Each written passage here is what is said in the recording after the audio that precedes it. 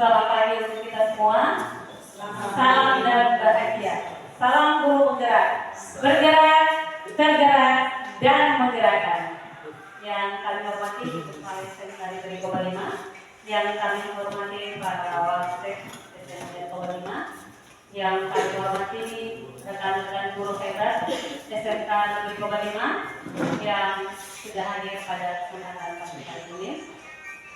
Sebelum kita mulai kegiatan kita di koordinasi budaya positif di sekolah, khususnya SMK Negeri Koba 5 tercinta ini, pertama-tama kita patut naikkan puji syukur kehadiran Tuhan Yang Maha Kuasa karena atas berkat dan penyelenggaraannya, maka kegiatan ini boleh kita laksanakan. Untuk itu kita awali kegiatan kita pada pagi hari ini dengan doa yang akan dibawakan oleh Ibu Yuliana PTS AG. Kepada Ibu Yuli, waktu dan tempat kami silakan.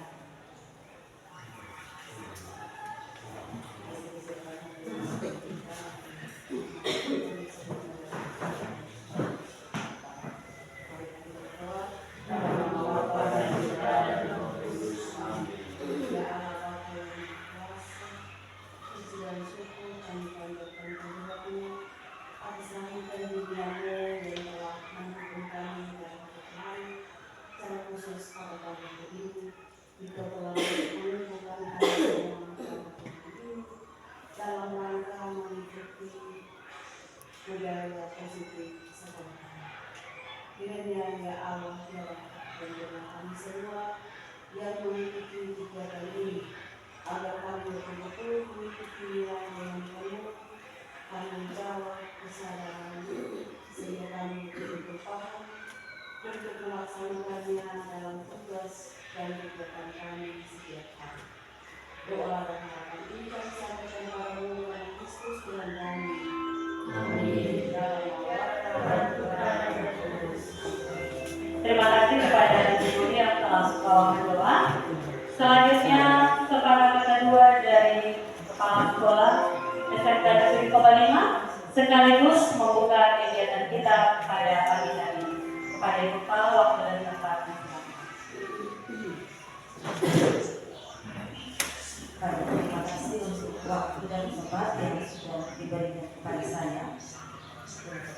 Yang terhormat Bapak Ibu Wakil Kepala Sekolah, yang saya hormati Bapak Ibu Ketua Program Keahlian, singkatnya Bapak Ibu Guru dan tenaga pendidikan yang sama saya hormati. Yang saya hormati kedua teman kita, Pak Brian bersama Ibu Ningsih, selaku calon guru penggerak yang diberi kesempatan untuk hari ini menyampaikan satu dua hal yang penting untuk kita ketahui secara bersama. Selamat pagi untuk kita semua. Selamat pagi. Salam. Sampai. Assalamualaikum warahmatullahi wabarakatuh. Waalaikumsalam warahmatullahi wabarakatuh. Om Swastiastu. Om Swastiastu. Namo Buddhaya. Namo Buddhaya. Salam kebajikan. Salam kebajikan.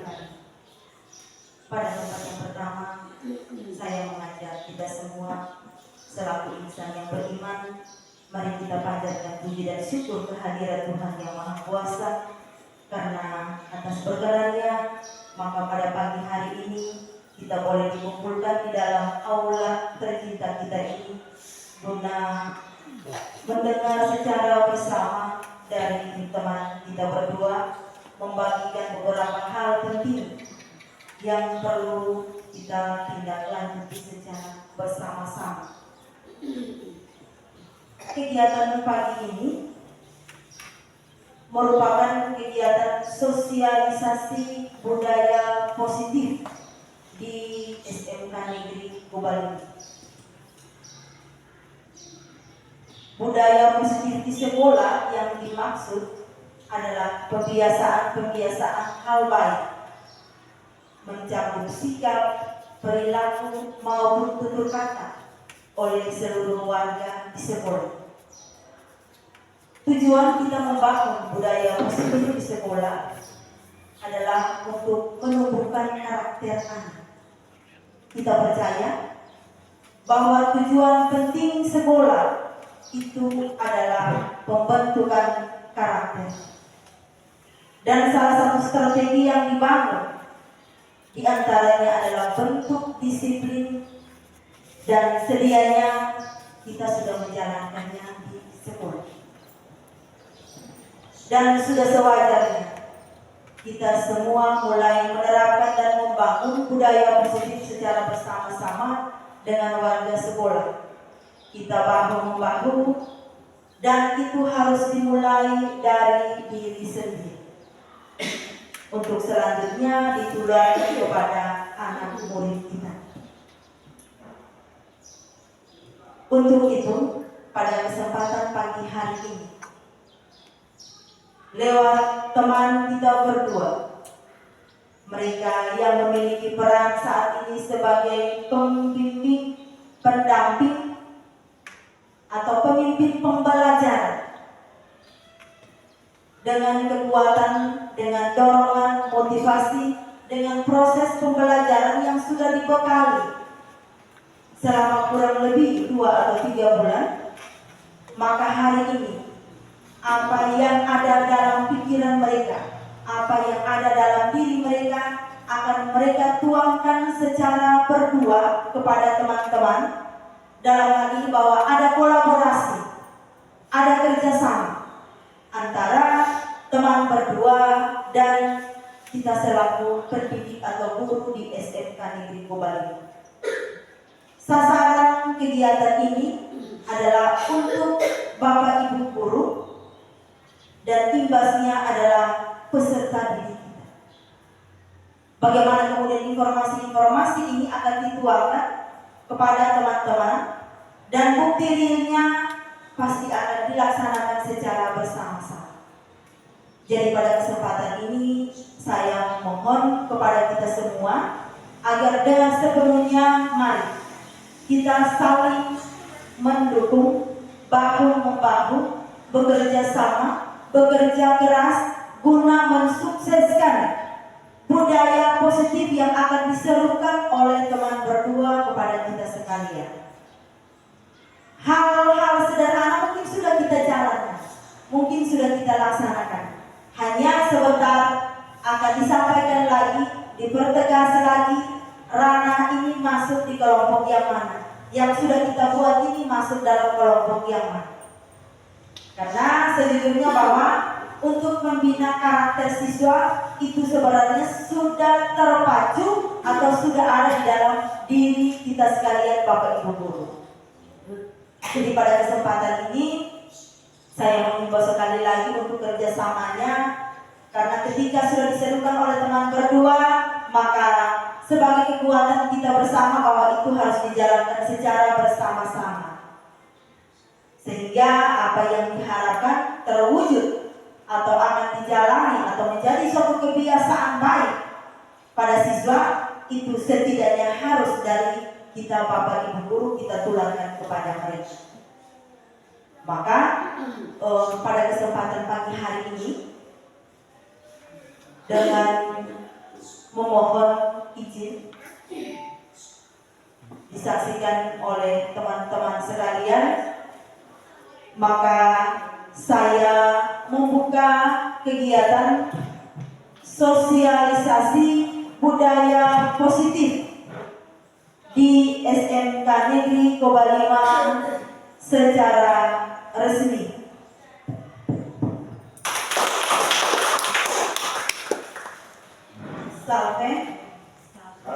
Salam. Assalamualaikum warahmatullahi wabarakatuh. Waalaikumsalam warahmatullahi wabarakatuh. Om Santi Santi Santi Om. Om Santi Santi Santi. Terima kasih dan selamat pagi. Selamat pagi Bapak Ibu guru hebat. Selamat pagi. Terima kasih sudah hadir kembali di tempat ini, dan tentunya di pagi hari ini sesuai dengan tadi di pembukaan sudah dibuka oleh Ibu Kepala, dan kita akan lanjutkan dengan sesi diseminasi ataupun sosialisasi Bapak Ibu hari ini yang akan saya bawakan dengan tema di depan, sosialisasi atau diseminasi penerapan budaya positif di sekolah. Bapak Ibu guru hebat, kita akan melihat apa yang akan kita biasakan dan kita budayakan di sekolah kita sesuai dengan yang kita harapkan. Dan dengan saya Agustinus Priana SPDGR, saya calon CGP Angkatan 9 Kabupaten Melaka, khususnya di sekolah kita SMK Negeri Kobalima. Kita langsung ya Bapak Ibu ya. Iya. Baik, tujuan kegiatan kita hari ini Bapak Ibu, tadi saya sudah sampaikan temanya adalah sosialisasi atau diseminasi budaya positif di sekolah. Tujuan kita hari ini kita akan mendiskusikan sama-sama Bapak Ibu, kita melihat perubahan paradigma belajar, kemudian disiplin positif, motivasi perilaku manusia, kemudian kebutuhan dasar, hukuman, konsekuensi dan juga restitusi, posisi kontrol, kemudian keyakinan kelas, dan kita akan sampai di terakhir segitiga restitusi.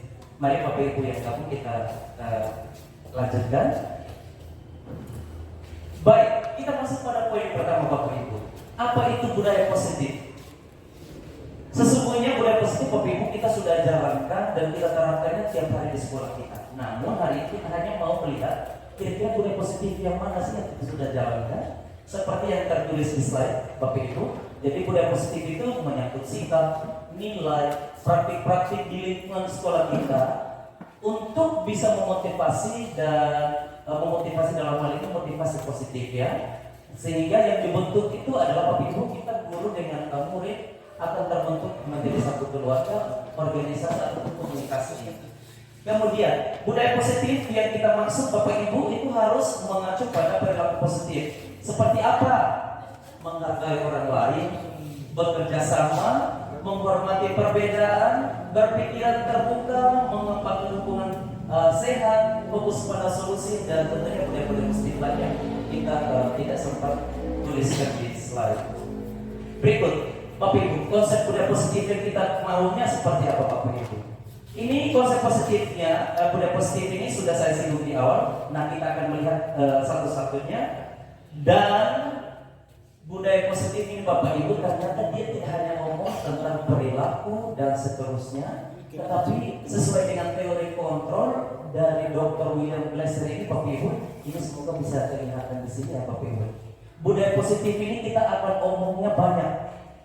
Pengontrolan diri, perilaku, model berpikir, kolaborasi, teori motivasi, dan lain-lain. Kita ulang satu persatu Bapak Ibu. Iya. Berikutnya kita menuju ke paradigma belajar Bapak Ibu. Paradigma belajar yang kita harapkan Bapak Ibu, yang kita akan ciptakan itu adalah perubahan pola pikir kita Bapak Ibu. Yang dulunya mungkin kita berpikir pembelajaran yang kita sudah laksanakan adalah yang berpusat pada guru, yang kita mungkin sering lakukan. Tetapi yang diharapkan sekarang Bapak Ibu yang ada tertulis merah ini adalah pembelajaran yang harus sekarang berpusat pada siswa atau murid atau namanya student center. Dengan harapan apa Bapak Ibu? Dengan harapan biarkan siswa kita yang aktif, biarkan siswa kita yang berkreasi, dan mereka berkolaborasi, dan kita akan menjadi penuntunnya, pembimbingnya, fasilitatornya mereka Bapak Ibu.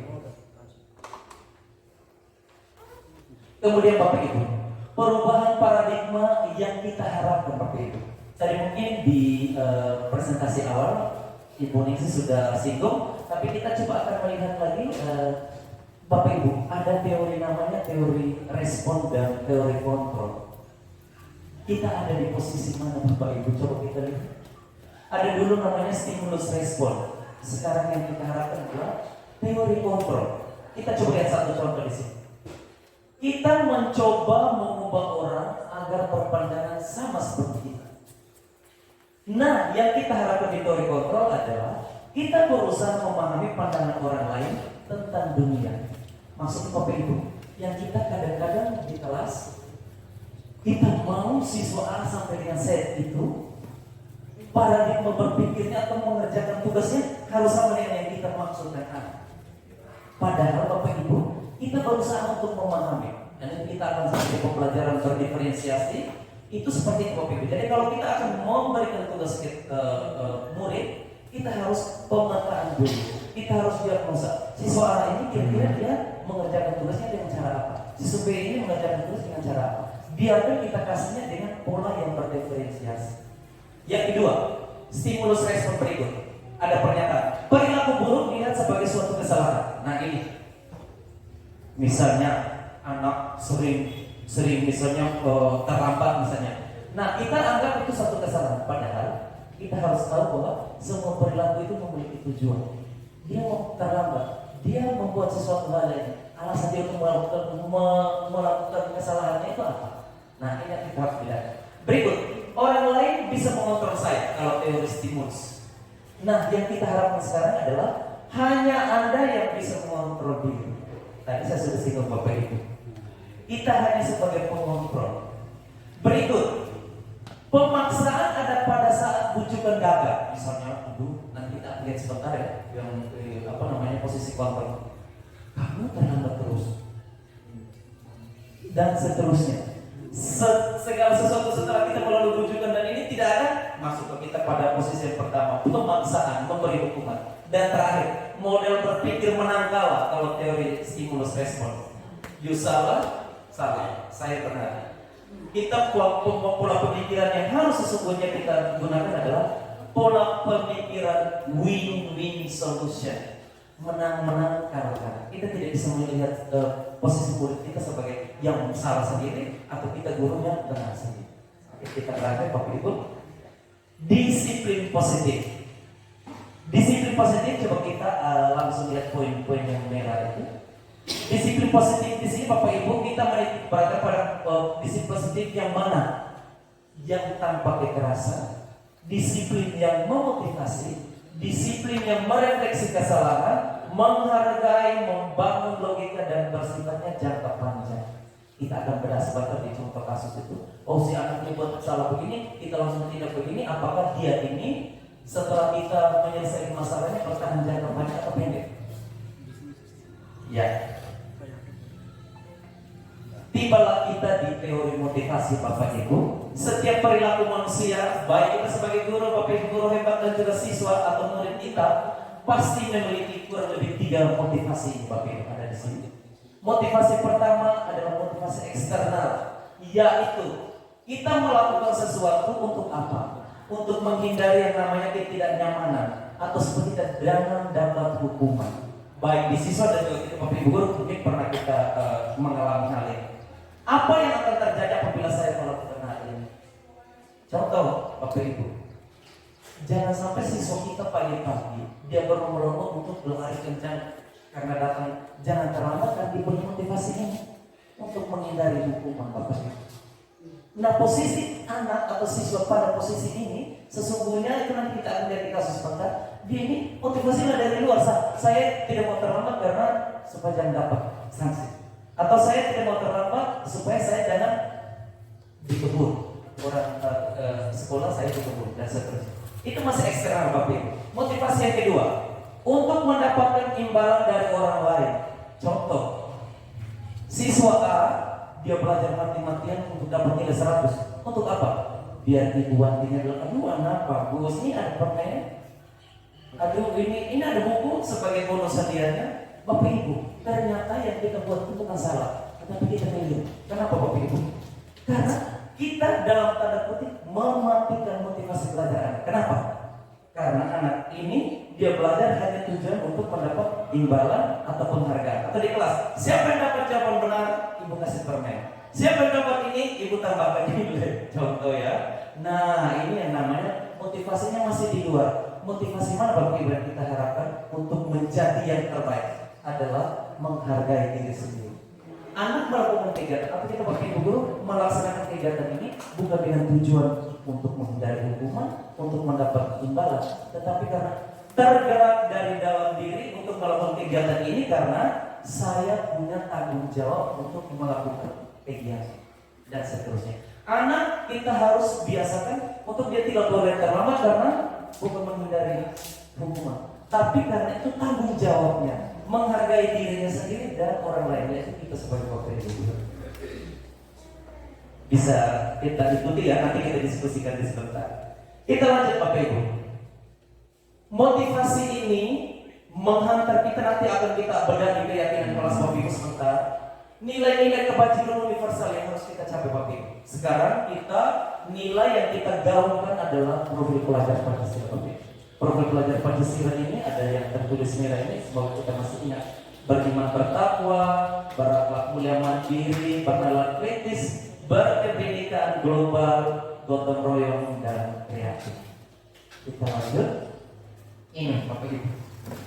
Pengantar tadi kita sudah tiba di yang namanya apa sih perbedaan antara hukuman, konsekuensi, dan restitusi. Selama Bapak Ibu kita ada di posisi yang mana? Apakah saya ini di posisi kita kontrol ini, kita akan lihat di bagian memberi hukum saja dan seterusnya. Nah ternyata ada perbedaan Bapak Ibu. Hukuman adalah suatu tindakan yang dijatuhkan oleh sistem hukum. Ini menurut harafiahnya sebagai respon terhadap suatu pelanggaran atau kejahatan. Dua-dua ini akan ada beda tipis Bapak Ibu, tapi ada bedanya. Sedangkan konsekuensi adalah hasil yang timbul akibat dari suatu tindakan atau keputusan. Sedangkan restitusi Bapak Ibu adalah bentuk kompensasi yang diberikan kepada pihak yang dirugikan. Ini kata-katanya tinggi sekali. Kita lihat sederhananya dalam penjelasan seperti tadi. Coba Bapak Ibu kita lihat, ini perbedaan antara hukuman, konsekuensi, dan restitusi. Identitas yang kita kejar adalah kita harus di bagian identitas sukses, jangan identitas gagal. Identitas gagal itu berarti kita masih ada di hukuman. Hukuman misalnya ada pernyataan begini Bapak Ibu, sesuatu yang menyakitkan harus terjadi.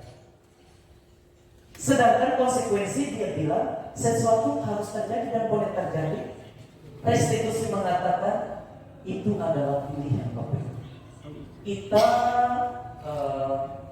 coba saya skip sebentar baru kita kembali ke sini. Nah ini Bapak Ibu, coba kita lihat supaya kita langsung contoh sederhana. Bapak Ibu, tindakan guru seperti ini, apakah dia masuk hukuman, konsekuensi, atau restitusi? Kita lihat Bapak Ibu. Mencatat 100 kali di dalam buku kalimat, misalnya kita menyuruh siswa karena dia terlambat atau tidak kerja, kita suruh dia catatlah 100 kali dalam bukumu, saya tidak akan terlambat. Misalnya siswa datang, kita tidak hukum dia, kita tidak memberikan apa-apa, kita silakan ambil buku, catat nih. Saya dulu pernah masih SD dapat ini juga. Catat 100 kali, saya tidak akan terlambat lagi. Tapi Ibu, apakah ini masuk hukuman atau konsekuensi? Hukuman atau konsekuensi Bapak Ibu? Konsekuensi. Apa yang kita lihat lagi? Nomor 2, lari keliling lapangan basket 2 kali karena terlambat hadir di sekolah. Hukuman atau konsekuensi Bapak Ibu? Oke, kita kita cek jawabannya ya. 3, murid diminta push up 15 kali karena tidak menggunakan masker di sekolah. Hukuman atau konsekuensi? Oke, nah catat maksudnya kita cek ya. Berikut, menggantikan kertas tugas temannya karena dia coret-coret ya. Konsekuensi atau hukuman?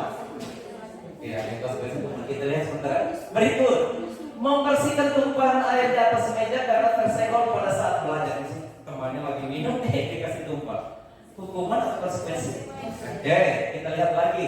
Murid disuruh untuk tidak mengenakan sepatu sepanjang hari. Guru pikir itu tidak pakai sepatu karena tidak mengenakan sepatu hitam. Misalnya kita punya di sini sepatu hitam, tapi hari ini pakai putih. Pikir bilang, lepaskan sepatumu, hari ini jangan dipakai. Ini hukuman atau konsekuensi? Hukuman. Dan terakhir, lari mengelilingi lapangan basket 2 kali karena terlambat 10 menit untuk pelajaran PJOK. Ini beda dengan tadi ada di poin 2 dan poin 7. Dua ini berbeda. Apakah ini hukuman atau konsekuensi? Kalau di poin 2 adalah lari mengelilingi lapangan basket 2 kali karena terlambat datang sekolah. Oke, sudah catat Bapak Ibu ya. Kita lihat jawabannya. Ini dia Bapak Ibu. Jangan sampai kita buat selama ini kita masih ada keliru. Mencatat 100 kali dalam buku, saya tidak terlambat lagi. Kenapa dia masuk hukuman Bapak Ibu? Mungkin ada yang bisa menjelaskan. Iya, silakan Ibu Bapak. Baik, tindakan guru mencatat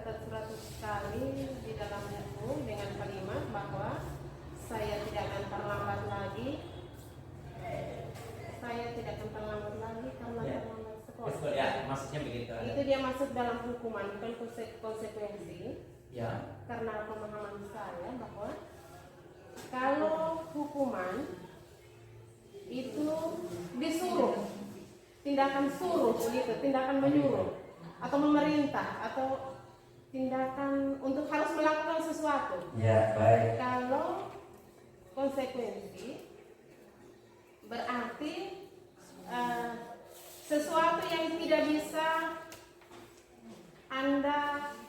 sesuatu tujuan yang tidak bisa Anda capai karena kelalaian Anda sendiri. Ya, luar biasa. Ada lagi? Bapak Yus, ya silakan. Baik, yang baru hukuman itu perbuatan yang sadar. Konsekuensi itu perbuatan yang tidak sadar, maka ada kebijakan untuk. Iya. Masih ada lagi Bapak Ibu? Konsekuensi hukuman konsekuensi dari restitusi. Baik, cepat kembali ke sini. Benar Bapak Ibu, yang pertama ini hukuman itu ada bisa hukuman fisik, hukuman verbal. Jadi sementara guru pikir ini nyuruh 100 kali dia catat, ini sesungguhnya adalah hukuman verbal. Oke.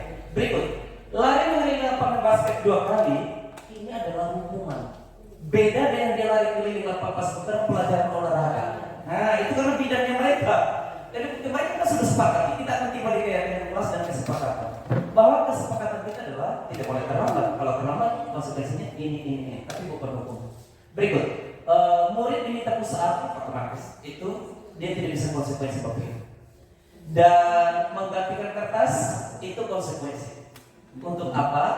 Nilai pembelajaran. Dan terakhir itu membersihkan tumpahan. Murid disuruh tidak mengenakan sepatu itu juga hukum. Semoga dengan materi yang singkat ini mencerahkan kembali kita untuk kita bisa bedakan. Untuk kita menghindari memberikan sesuatu ke murid dengan tidak boleh di hukuman dasar. Baik. Setelah kita mengetahui hal ini, kita tiba pada 5 kebutuhan dasar manusia. Baik kita Bapak Ibu guru cek hebat ini dan juga murid-murid kita Bapak Ibu, kita harus kenal di dalam dalam dirinya murid atau kita sendiri ini, kita ini memiliki 5 kebutuhan dasar Bapak Ibu tanpa terkecuali. Kebutuhan yang paling mendasar dalam diri kita adalah kebutuhan untuk bertahan hidup, ya pada lingkaran tengah atau survival. Kemudian setiap orang pasti membutuhkan namanya cinta dan kasih sayang, pasti. Kemudian setiap orang pasti membutuhkan yang namanya kebebasan. Orang juga akan butuh namanya kesenangan dan orang akan butuh yang namanya kekuasaan. Kita ada di posisi mana Bapak Ibu? Bapak Ibu guru dan juga siswa kita ada di posisi mana sehingga kita ini dalam menerapkan pembelajaran atau apapun harus sesuai dengan kebutuhan kita. Baik, coba ya supaya kita lebih langsung memahami mana kita ada di mana, kebutuhan yang mana. Kebutuhan kita itu akan cinta kasih sayang dan seterusnya. Coba kita simak langsung di video, oke Bu ya. Silakan menyimak dan mungkin ada yang berikan komentar dan juga tanggapan terhadap video. Coba kita lihat 5 kebutuhan dasar manusia Bapak Ibu. 5 kebutuhan dasar manusia yang didemonstrasikan dalam Salam dan sebuah video. bahagia Ibu dan Bapak guru hebat. Untuk membangun budaya sekolah yang positif dengan lingkungan yang aman dan mendukung murid untuk menjadi pribadi yang berdaya, seimbang, dan bahagia, salah satu upaya yang dapat dilakukan oleh guru adalah memahami kebutuhan dasar yang mendasari perilaku murid. Pada video kali ini, kita akan membahas tentang 5 kebutuhan dasar manusia.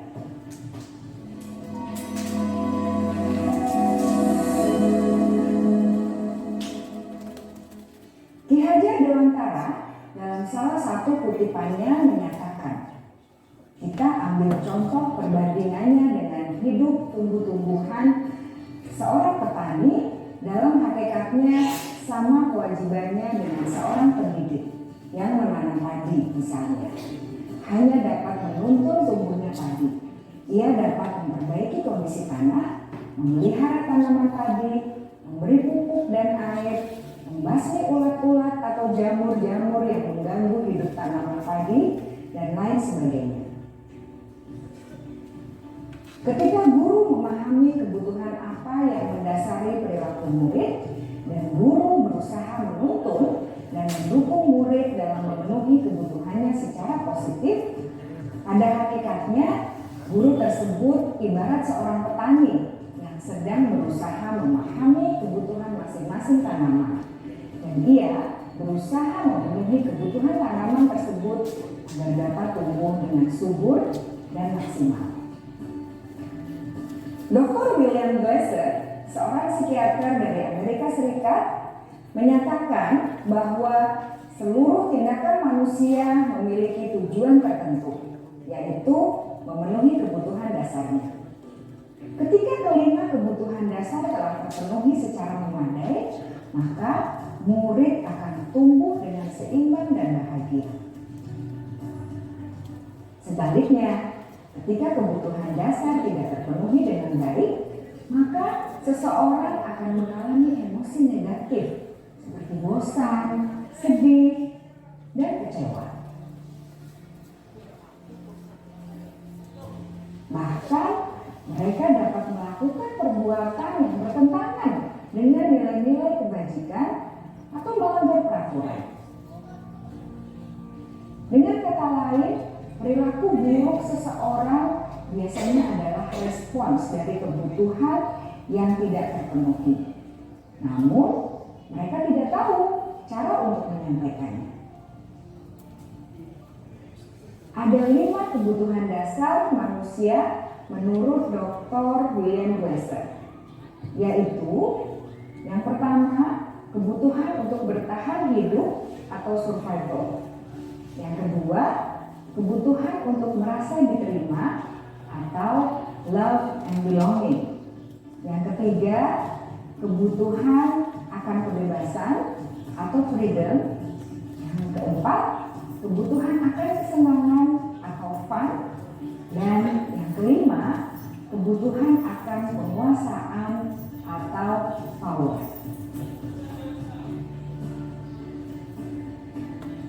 Kebutuhan dasar yang pertama adalah kebutuhan yang bersifat fisiologis untuk bertahan hidup atau survival. Misalnya kesehatan, rumah, dan makanan. Kebutuhan biologis sebagai bagian dari proses reproduksi termasuk kebutuhan untuk tetap bertahan hidup. Kebutuhan untuk merasa aman juga termasuk dalam kebutuhan ini. Ya, Pak Bibit, kebutuhan pertama, kebutuhan untuk bertahan hidup. Agar murid dapat belajar dengan baik, kebutuhan mereka akan rasa aman, pangan, sandang, dan papan harus terpenuhi. Bagaimana mungkin mereka dapat belajar dengan baik bila mereka datang ke sekolah dengan perut yang lapar atau bila rumah mereka kebanjiran?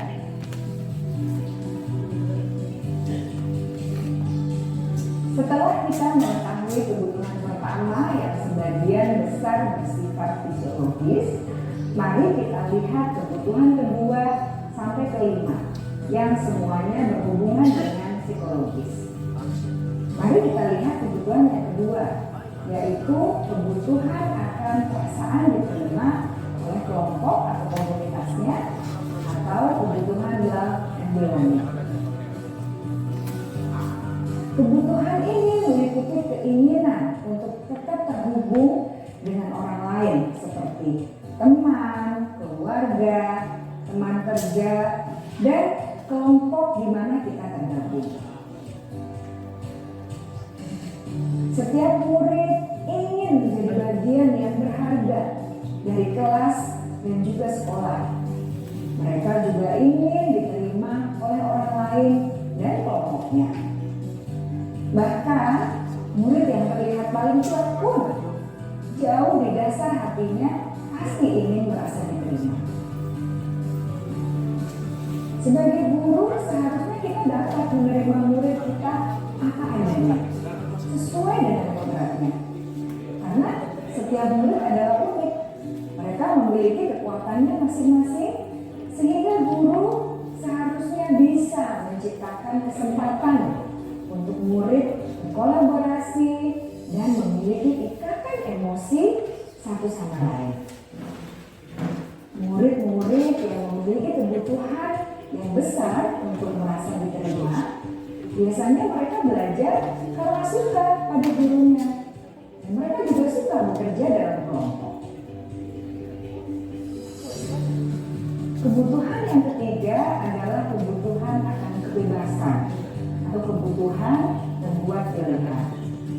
Murid harus diberi kesempatan untuk membuat pilihan dan bertanggung jawab atas pilihan yang mereka telah ambil.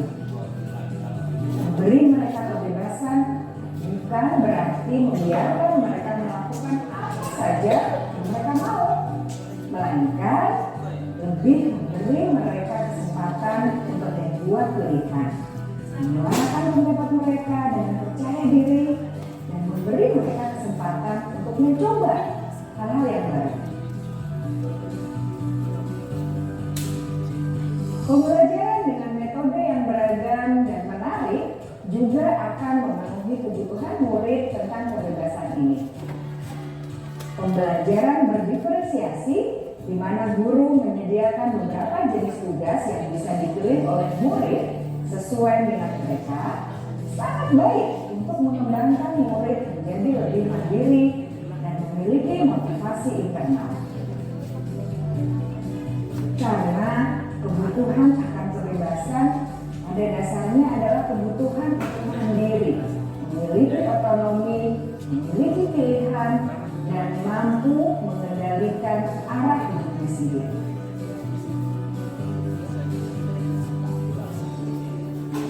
Kebutuhan yang keempat adalah kebutuhan akan kesenangan. Bayangkan Bapak Ibu, hidup tanpa rasa senang, betapa menyedihkannya. Glasser menghubungkan kebutuhan akan kesenangan dengan belajar. Jangan sepelekan kebutuhan murid untuk merasa senang di kelas. Sebagai guru, jangan ragu-ragu untuk dengan sengaja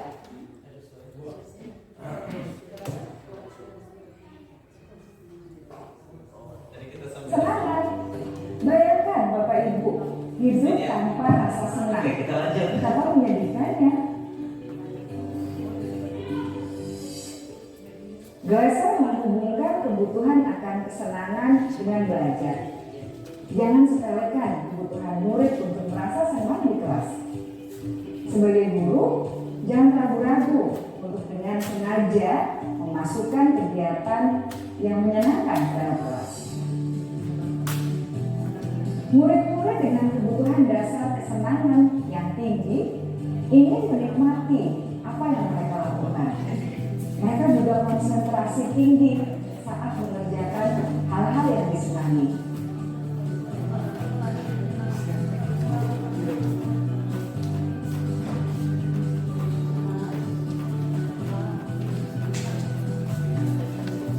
Kebutuhan yang kelima adalah kebutuhan akan penguasaan. Setiap murid memiliki kebutuhan untuk merasa kompeten, menjadi terampil, diakui pencapaian dan keterampilannya, didengarkan, bisa membuat dampak dan pengaruh, dan memiliki rasa harga diri. Mereka sebaiknya diberi kesempatan untuk membuat keputusan tentang hal-hal yang penting dalam hidupnya dan tidak merasa dikontrol oleh sistem sekolah.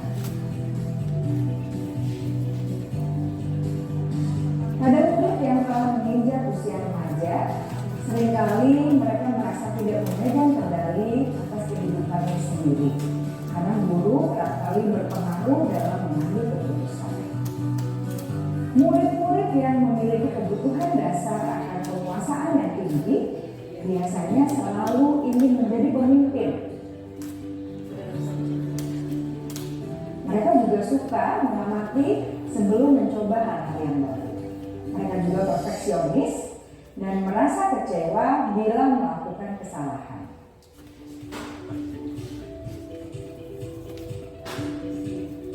Ibu dan Bapak guru sangatlah penting bagi kita untuk mengetahui kebutuhan dasar murid-murid agar kita memahami alasan dibalik sikap dan tingkah laku mereka.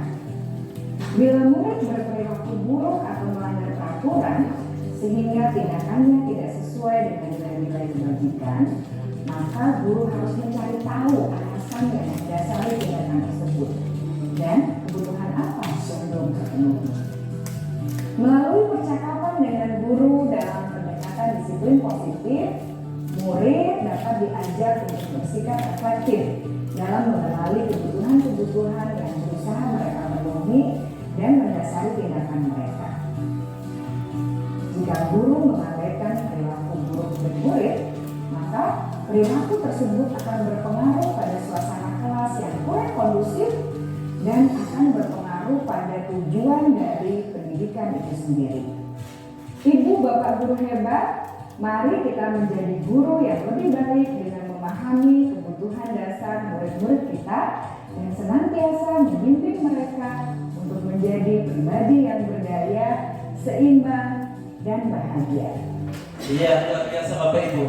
Kita sudah melihat penjelasan rinci dan juga contoh kasus yang tadi sudah ditampilkan juga dalam video.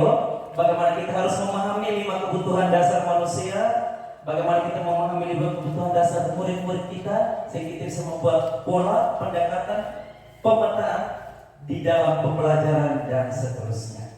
Baik Bapak Ibu, kita lanjut.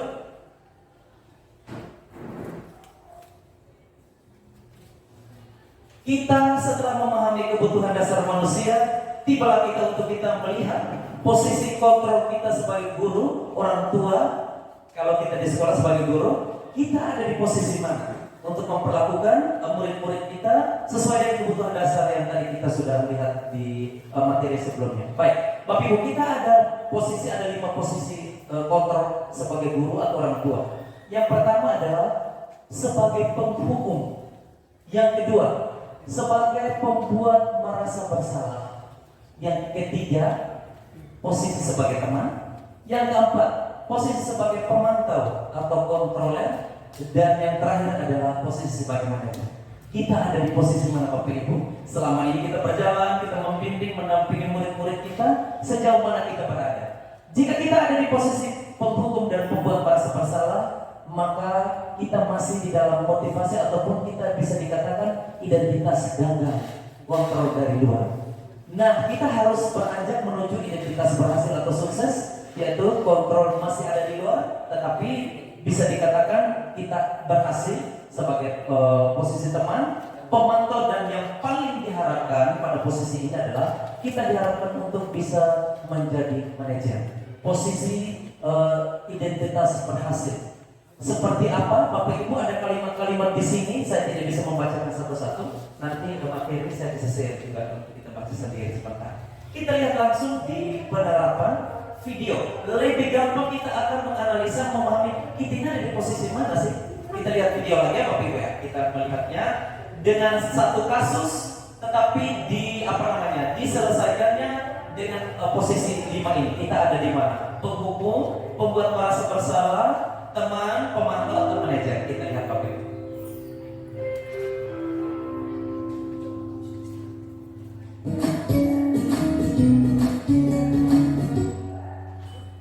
Salam bahagia Ibu dan Bapak guru hebat. Dalam penerapan disiplin positif restitusi, salah satu program yang dikembangkan adalah 5 posisi kontrol. 5 posisi kontrol dalam restitusi adalah proses perjalanan seorang pendidik agar dapat mengenali dirinya. Pada video kali ini, kita akan membahas tentang 5 posisi kontrol yang dikembangkan oleh Diane Gosling dan contoh penerapannya.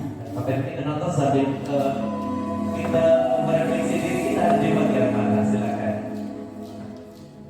5 posisi kontrol itu adalah 1. Posisi penghukum. 2. Posisi pembuat merasa bersalah. 3. Posisi teman. 4. Posisi pemantau atau monitor. dan 5 posisi manajer. Untuk lebih memahami kelima posisi tersebut, mari kita saksikan kasus Naren yang terlambat hadir 20 menit di sekolah dan melihat bagaimana kelima posisi kontrol dalam menghadapi masalah tersebut.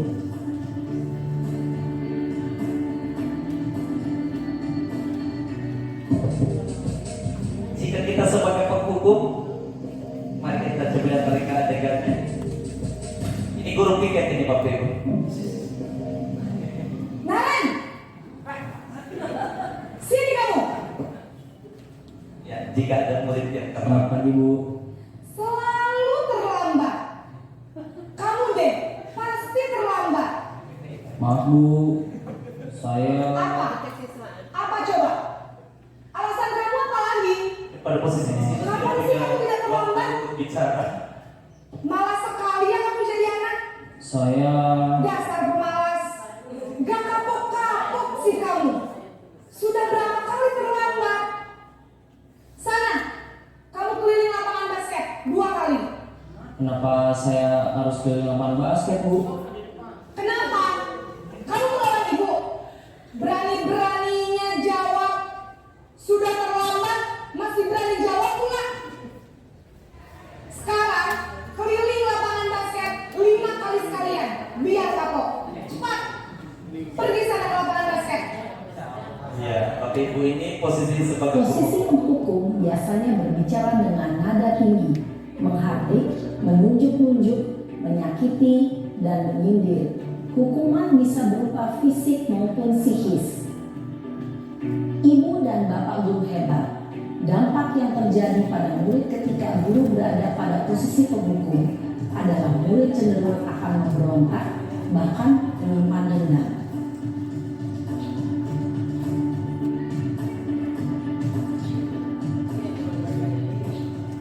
posisi kedua. Ini murid kita buat dia merasa bersalah untuk dirinya sendiri.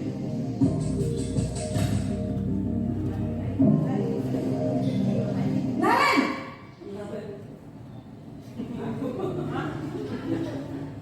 Selamat pagi Bu. Naren. Kamu kenapa terlambat lagi, nak?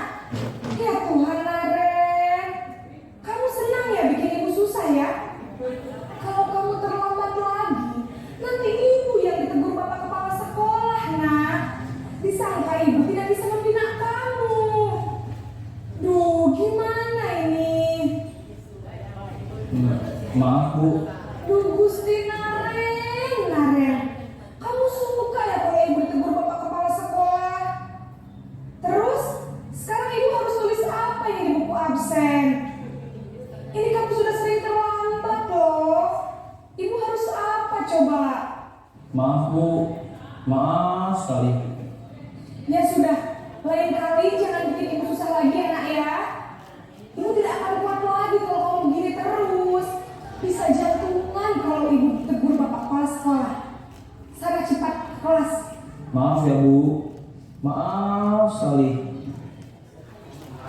Baik, Bapak Ibu, nada sudah semakin Posisi menurun. membuat rasa bersalah berbicara dengan nada tenang, cenderung lembut. Namun kata-kata yang diutarakan membuat murid merasa menjadi orang yang gagal, memandang buruk dirinya sendiri, merasa tidak berharga, dan tidak sanggup membahagiakan orang lain. Ketika guru mengambil posisi pembuat rasa bersalah, murid akan menganggap dirinya yang bersalah dan ia akan menyimpan emosi negatif tersebut di dalam dirinya.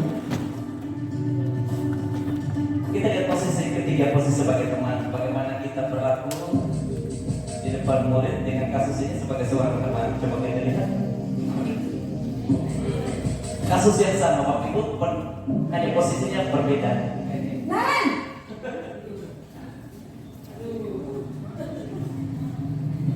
Selamat pagi Bu. Wah, sudah jam berapa ini, nak? Terlambat lagi ya, sayang.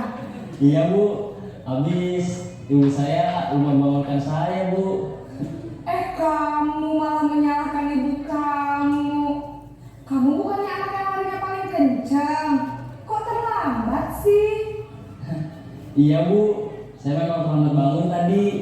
Jadi biarpun saya lari kencang, tetap gak kekejar Bu. Ya sudah sana, nanti lain kali larinya lebih kenceng lagi ya, biar gak terlambat lagi. Bikin seneng ibu, demi ibu, bisa kan? Bisa lah Bu. Ya sudah sana masuk kelas, ibu beresin urusan absen kamu. Kamu ini ada-ada saja. Iya, kalau Ibu coba kita. Dalam posisi teman, guru berbicara dengan nada suara ramah, akrab, cenderung bersandar gurau untuk menjaga suasana tetap santai. Murid akan merasa senang, aman, dan akrab dengan guru. Identitas yang tercipta adalah identitas sukses atau berhasil. Namun, perlu diingat, karena ini masih dorongan eksternal, maka ada faktor ketergantungan dari murid kepada orang tertentu. Di sini guru aksennya, sehingga di lain waktu murid bisa berperilaku baik, namun hanya kepada orang-orang tertentu saja. Baik, itu dari posisi keempat Bapak Ibu, apakah kita sebagai pemantau seperti apa? Kasus yang sama Bapak Ibu dengan 5 posisi yang berbeda.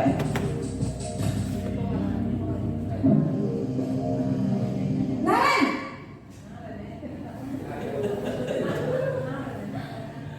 Selamat pagi Bu. Naren, apa peraturan sekolah kita tentang jam berapa kita harus masuk sekolah, nak? Kita harus di sekolah jam 7 Bu. Iya betul, sekarang sudah jam 7.20. Naren sudah tahu konsekuensinya jika terlambat hadir. Paham Bu. Saya harus tinggal kelas pas jam istirahat selama 20 menit. Iya benar, konsekuensinya demikian. Jadi nanti jam 9.30 pas istirahat, kamu harus tinggal di kelas, kerjakan tugas tambahan untuk ketertinggalan kamu, ya? Baik Bu. Posisi pemantau mengandalkan penghitungan atau data untuk mengontrol murid. Guru mengarahkan murid berdasarkan peraturan dan konsekuensi. Seorang pemantau menunjukkan bahasa tubuh dan ekspresi wajah yang datar dan cenderung formal. Posisi yang kelima Bapak Ibu, manajer.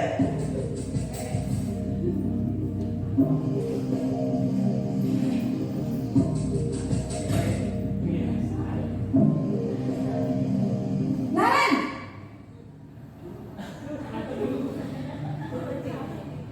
Selamat pagi Bu. Selamat pagi Naren. Maaf Bu, saya terlambat.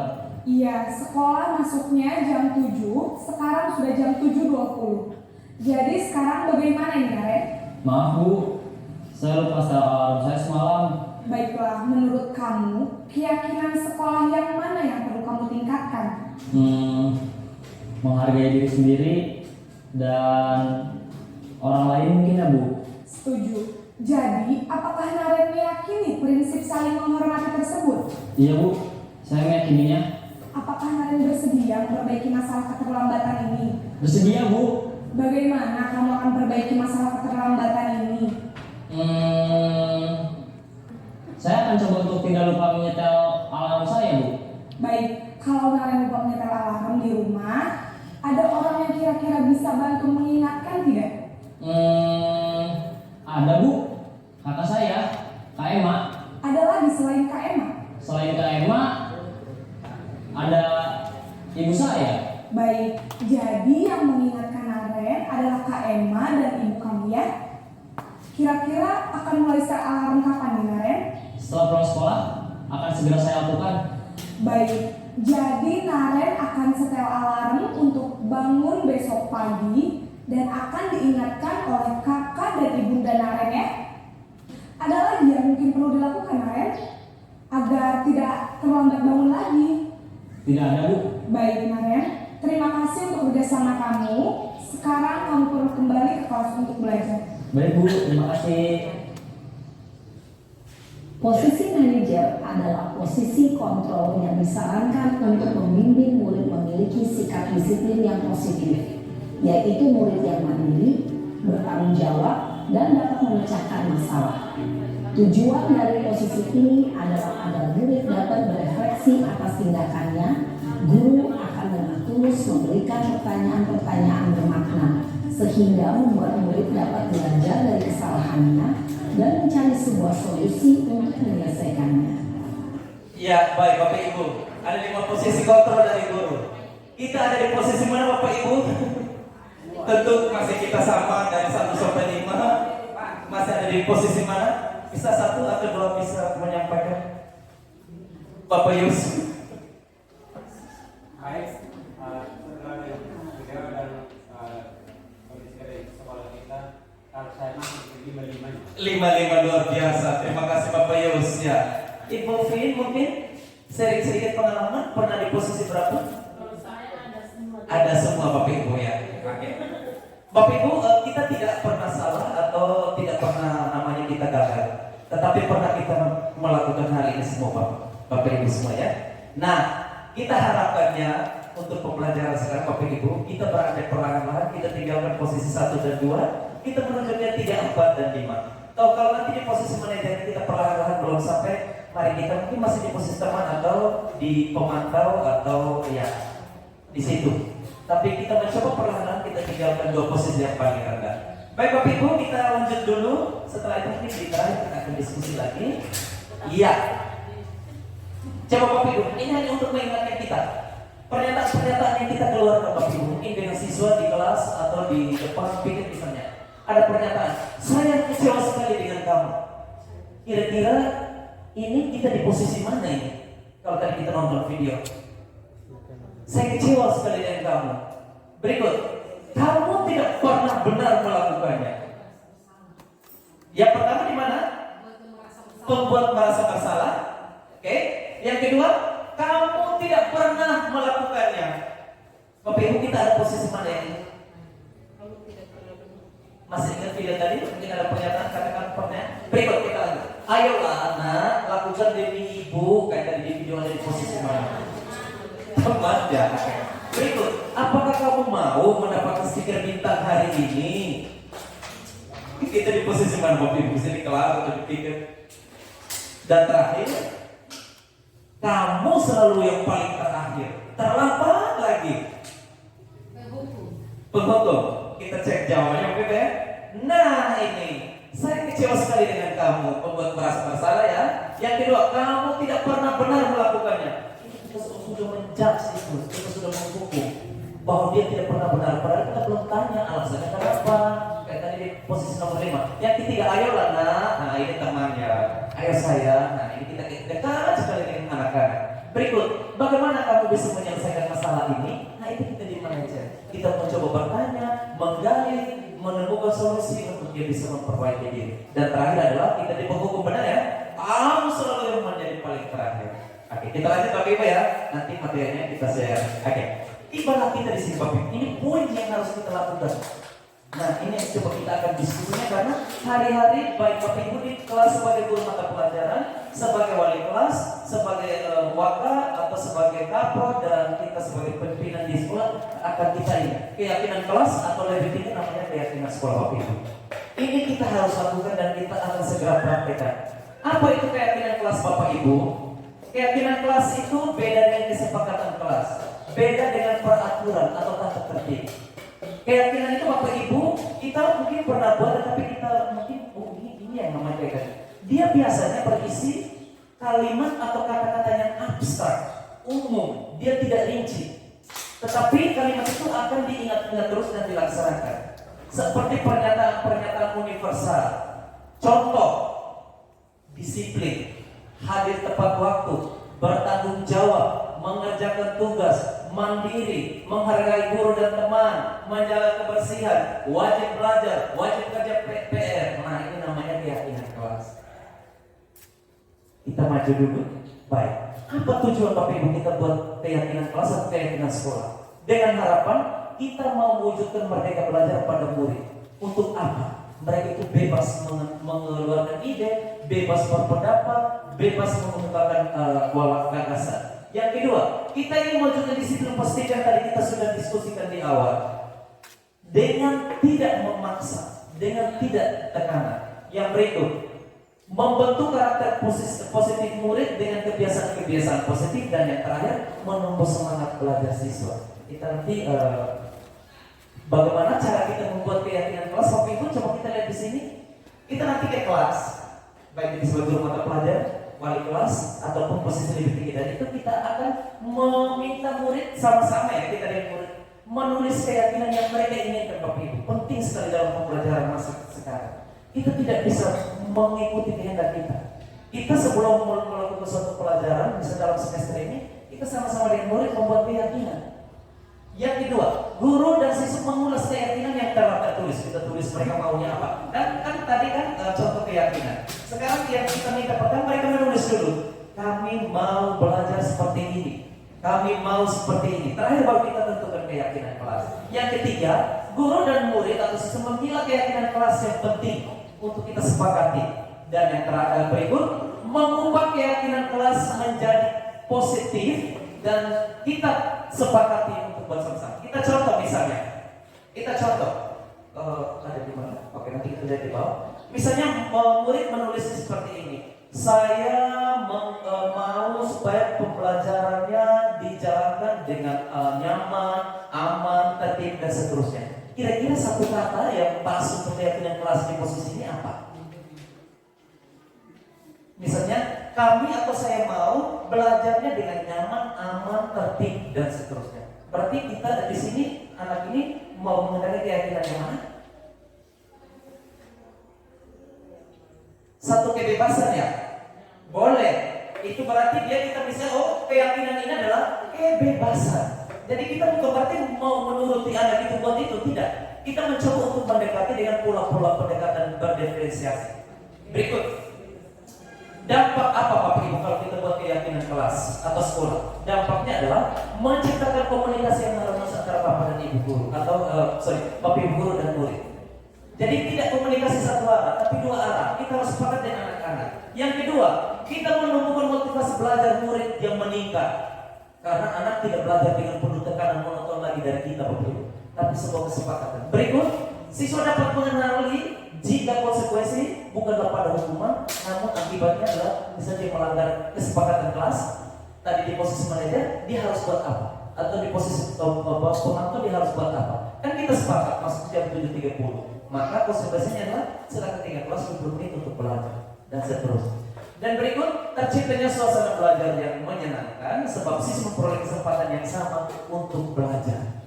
Bapak Ibu. Berikut, ini Bapak Ibu coba kita lihat. Ini ada peraturan seperti ini, misalnya tertulis seperti ini. Selalu kembalikan buku ke tempatnya. Kira-kira keyakinan kelas apa yang pas untuk kita buat di sini? Kedua, dilarang mengganggu orang lain. Keyakinan kelasnya yang mana? Jadi Bapak Ibu, keyakinan kelas ini kita buat sepakat dan kita print, tempel di kelas atau bila perlu di depan sekolah sini. Anak akan baca terus dengan sendiri, gaung dia akan mengingatnya dan melaksanakan. Hadir di sekolah 15 menit sebelum pembelajaran dimulai. Keyakinan yang pas mana? Ya, dilarang melakukan kekerasan. Ini kan misalnya tata tertibnya ya, aturan sekolah. Keyakinan yang kita buat di kelas apa? Supaya anak terjemahkannya itu dia lebih praktis. Dilarang menggunakan narkoba, bergantian atau menunggu giliran, gunakan masker, jangan berlari di koridor. Ini Bapak Ibu ada jawaban-jawaban di hati, coba kita cek. Nah ini, selalu kembalikan buku pada tempatnya. Nilai tanggung jawab, keyakinan. Dilarang mengganggu orang lain, berarti kita menghormati orang lain. Hadir di sekolah 15 menit itu juga menghormati orang lain. Komitmen menghargai diri sendiri juga masuk. Dilarang melakukan kekerasan, menghormati orang lain atau keselamatan. Dilarang menggunakan narkoba, kesehatan, dan seterusnya. Oke. Jadi keyakinan kelas itu begitu Bapak Ibu. Nanti kita akan buat. Nanti dia wali kelas atau guru mata pelajarannya juga silakan dibuat. Oke? Baik. Tiba di materi kita terakhir. Nanti baru kita diskusi sebentar. Yaitu segitiga restitusi Bapak Ibu. Apa itu segitiga restitusi? Apa restitusi itu apa? Yang tadi posisi manajer itu Bapak Ibu, kita harus menyelesaikan seluruh kasus yang terjadi di sini yang kita temui, baik kita sebagai guru atau posisi jabatan kita apa, disarankan kita menyelesaikannya dengan segitiga restitusi, Bapak Ibu. Apa itu segitiga restitusi? Restitusi ini adalah upaya untuk kita menciptakan kondisi, memperbaiki kesalahan yang dialami oleh murid. Kita tidak langsung menjawab seperti menghukum, membuat dia bersalah, tidak. Kita membuat untuk dia sadar akan kesalahannya, kita stabilkan identitasnya, kita validasi tindakannya, kenapa dia buat ini, kemudian kita mencari solusi bersama-sama untuk dilaksanakan. Jadi kita recovery, mengembalikan keadaan siswa seperti semula. Ada 3 tahapan Bapak Ibu, 3 tahapan dalam segitiga restitusi. Ada yang namanya tahap menstabilkan identitas, ada tahap validasi kebutuhan, dan tahap menanyakan keyakinan. Penjelasannya seperti apa? Bapak Ibu mungkin seperti ini. Kata-kata yang harus kita gunakan seperti ini, saya tidak bisa bacakan ya. Nanti saya set materinya kita baca sendiri, dan seterusnya kata-kata yang kita gunakan untuk itu kita langsung ke video biar agak gampang. Oh, ini kita tanganinya dengan restitusi ini seperti ini Bapak Ibu. Ini slide terakhir, kita lihat ya, kita bertahan sedikit bisa ya. Baik, bagaimana kita menyelesaikan setiap kasus yang ada di sekolah dengan tahapan atau langkah segitiga restitusi. Bapak Ibu kita lihat.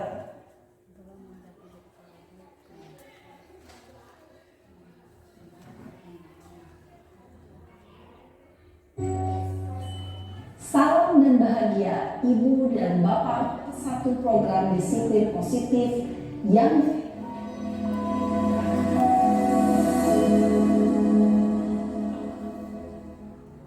restitusi dikembangkan oleh pakar pendidikan Diane Gossen berlandaskan pada teori kontrol Dr. William Blaser. Segitiga restitusi adalah suatu proses dialog yang dijalankan oleh guru atau orang tua agar dapat menghasilkan murid yang mandiri dan bertanggung jawab. Pada saat guru di posisi manajer, aspek yang dikembangkan pada murid adalah motivasi intrinsik, sehingga penanaman nilai-nilai kebajikan dapat tumbuh dan berkembang menjadi suatu kebiasaan positif yang akhirnya membentuk karakter murid. Proses dialog ini terdiri dari 3 langkah yang digambarkan pada ketiga sisi pada segitiga restitusi. Sisi pertama adalah menstabilkan identitas. Sisi yang kedua adalah validasi tindakan yang salah. Dan sisi yang ketiga adalah menanyakan keyakinan. Ibu dan Bapak Guru, berikut ini akan ditunjukkan bagaimana seorang guru berada dalam posisi manajer menggunakan penerapan segitiga restitusi. Baik, Bapak Ibu kita lihat penyelesaian kasus ini dengan menggunakan segitiga restitusi. Coba kita lihat kapan stabilkan identitas, validasi, dan menanyakan keyakinan. Coba kita lihat. Siang Sarah. Siang Pak. Sudah lama nggak ketemu Sarah? Kenapa hari ini ada di sini? Kesel Pak, kesel banget. Masa aku dikatain tukang fitnah Pak? Ini Ya aku marah Pak. Aku balik katain Eka di depan kelas. Kesel banget. Oh begitu. Ya pasti kamu marah dan kesal. Bapak juga akan marah apabila ada yang menuduh Bapak seperti itu. Kemudian pada saat itu kamu mau melakukan apa? Ya saya langsung ngatain Eka lah Pak. Kesel banget. Saya bentak-bentak dia depan teman-teman lain. Oh begitu. Pasti kamu melakukan seperti itu karena suatu alasan tertentu. Berbagai validasi. Iya lah, saya diam saja Pak. Ya saya bela diri lah. Masa saya dituduh tukang fitnah? Ya wajar lah. Mempertahankan harga diri itu sesuatu yang penting buat kamu. Untung kamu tidak bertindak lebih gegabah lagi. Hanya membentak-bentak. Iya Pak. Untung saya masih bersabar dan hanya membentak saja. Sudah gemes padahal. Saya pasti bela diri lah. Ya pasti ya. Tapi kamu memilih untuk tetap bertahan dan bersabar. Kamu memilih untuk tidak berbuat lebih parah lagi, bukan? Iya. Nah, sekarang coba kita lihat lagi tindakan kamu yang bentak-bentak Eka di kelas. Sekarang kita menanyakan keyakinan. Kira-kira sesuai dengan keyakinan kelas atau sesuai? Enggak lah Pak. Capek Pak jadi pemarah. Jadi keyakinan atau prinsip mana yang kurang sesuai dengan keinginan kamu? Ya, saya sebenarnya sangat menghargai orang lain. Mungkin saat itu saya menjadi emosi, jadi tidak menunjukkan sikap itu. Kamu meyakini tidak? Menghargai orang lain itu penting buat kamu. Yakinlah, Pak. Iya, setuju. Kita harus saling menghargai. Namun, ada juga keyakinan yang kita sepakati yang perlu kita jalankan apabila kita sedang marah, kan? Ya, saya bisa lebih proaktif, mulai dengan diri sendiri. Saya bisa jadi lebih bersabar, mengambil waktu jeda untuk berpikir mau apa selanjutnya. Kira-kira kamu bersedia memperbaiki masalah ini tidak? Bersedia, Pak. Kalau kamu memperbaiki masalah ini, kamu akan menjadi orang seperti apa? Saya akan menjadi orang yang bertanggung jawab kali ya, Pak. Dan senantiasa proaktif. Iya, menurut kamu bagaimana rasanya menjadi orang seperti itu? Ya nyaman lah, bangga bisa bersabar dan menahan diri. Baiklah kalau begitu. Yuk kita pikirkan bagaimana memperbaiki masalah ini. Baik Bapak Ibu, coba kita lihat prosesnya ini Bapak Ibu. Semua pertanyaan sebelum kita lanjut. Bapak Ibu, dengan misalnya kita menerapkan langkah-langkah contoh restitusi ini, apakah kita di sini sebagai Bapak Ibu guru mau membenarkan bahwa siswa kita atau murid kita itu boleh melakukan kesalahan? Tentu saja tidak Bapak Ibu. Di sini posisi kita ini adalah memahami. Kita berusaha untuk memahami apa yang dilakukan oleh setiap siswa. Misalnya dia melanggar. Posisi kita memahami dulu. Untuk apa Bapak Ibu? Untuk kita bisa mengarahkan, stabilkan identitasnya. Kenapa dia buat kesalahan ini? Setelah itu kita tanya, apa keyakinan kelas? Jadi Bapak Ibu, pentingnya keyakinan kelasnya di sini.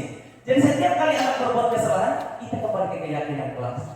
Kita mengarahkan anak untuk menyadari dirinya sendiri bahwa dia berbuat salah. Mengarahkan anak untuk dia harus sadar bahwa oh ini salah. Setelah itu kita mencoba untuk menuntut anak untuk mencari solusinya sendiri Bapak Ibu. Jadi semua tugas ini bukan dari kita Bapak Ibu. Kita mencoba memberikan pertanyaan-pertanyaan akan menggali dia dan mengantar dia menemukan. Terakhir adalah dia menyadari bahwa harus dilakukannya adalah ini. Dan paling terakhir Bapak Ibu di titik terakhir adalah jangan lupa kapan dia eksekusi. Bisa tadi dia buat salah tadi. Kapan dia mau berubah? Oh besok Pak, luar biasa. Nah, seperti itu Bapak Ibu.